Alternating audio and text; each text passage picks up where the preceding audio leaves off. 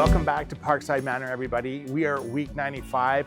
We are just working on some final touches in the basement downstairs. So I am really excited to share what that is looking like and coming along like for you. Yeah, go with that.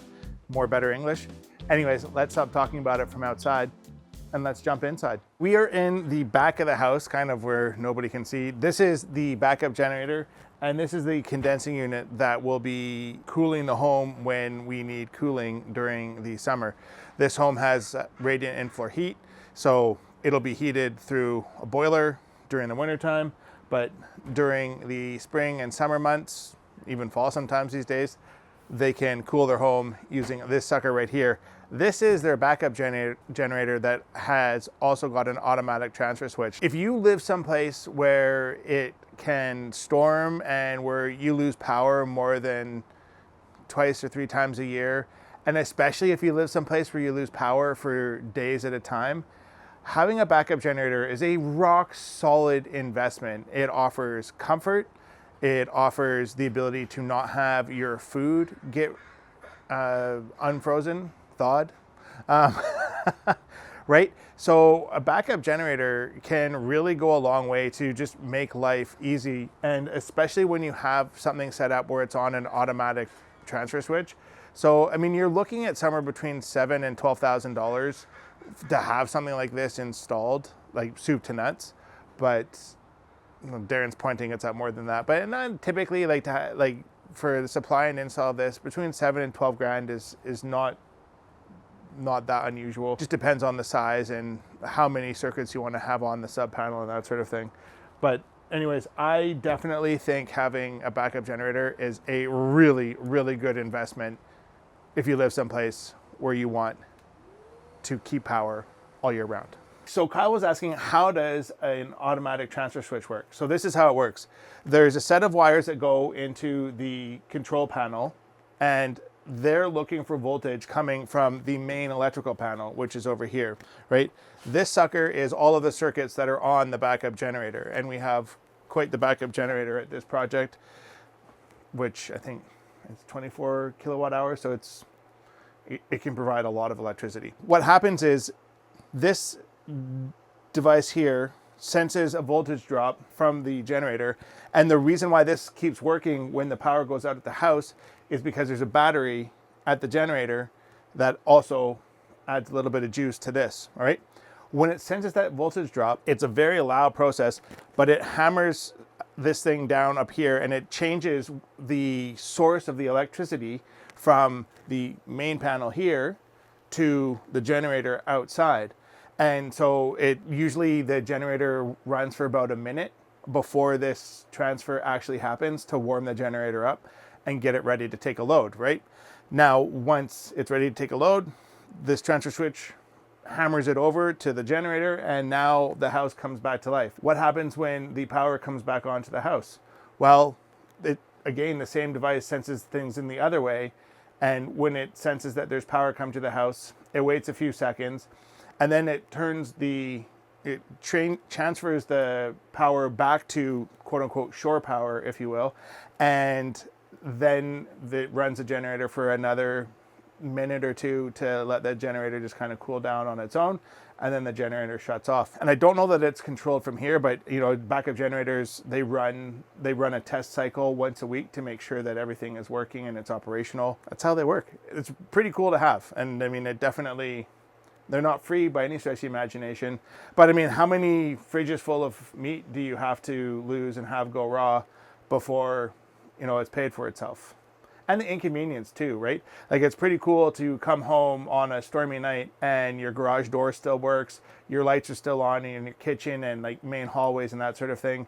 I mean, depending on how you roll, I mean, for example, for me, I have my internet, my router, and all of that sort of stuff for my house all wired into the backup generator so that I never lose connectivity. Now, I have my office at home, so I'm working from home a lot. I don't want to have any downtime if there's a power outage where I live. So having it on a backup generator just solves that problem. If you're a carpenter and you don't have a automated vacuum setup, especially if you're doing any sort of finished carpentry or anything like that, you've got to get yourself one of these automatic switches. So what this thing does is it senses when you're asking for electricity at the chop saw, and when it senses that you're asking for electricity at the chop saw, it automatically turns on your vacuum for you. So you don't have to go and turn your vacuum on and then cut and then turn your vacuum off or whatever else. This shuts your vacuum on and off for you automatically. If you're a mobile carpenter and you're wanting to keep dust control to a maximum, this is a fantastic solution. Not particularly expensive, totally worth the money. I was here yesterday working with a client trying to figure out how the stuff was going to get laid out. We've gone back and forth a number of times. I'm not going to tell you how it's going to get laid out. It's going to be a surprise for when it's done.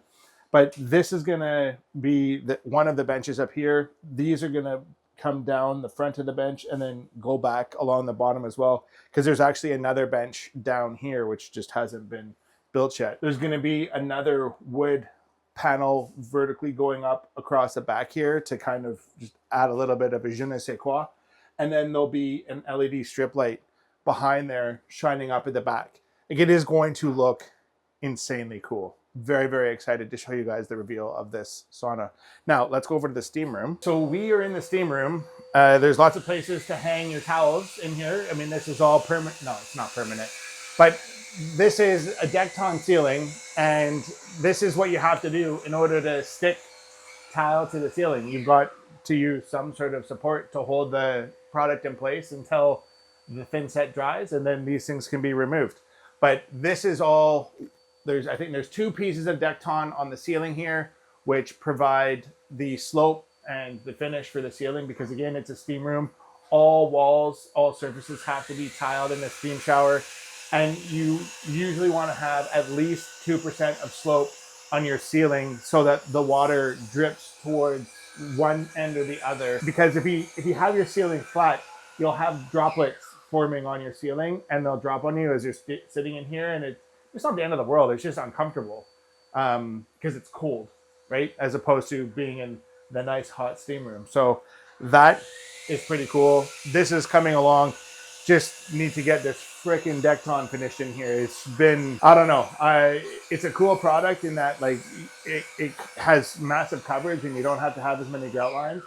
But getting the product on site and getting everything fabricated and installed has been a significantly bigger pain in the ass than I think any of us ever realized it was going to be. So definitely a bit of a learning curve on working with such a large format tile product. This is the future home of the cold plunge. This is all ready to go. You can see we've got that really cool lighting going on in here as well.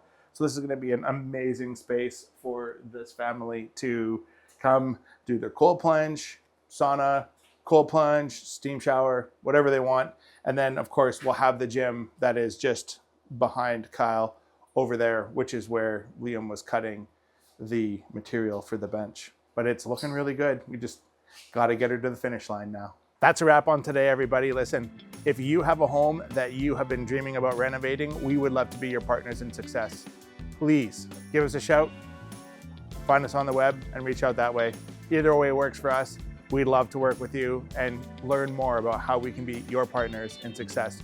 In the meantime, don't forget to like and subscribe and stay awesome. Thanks for watching. See you next time. Bye now.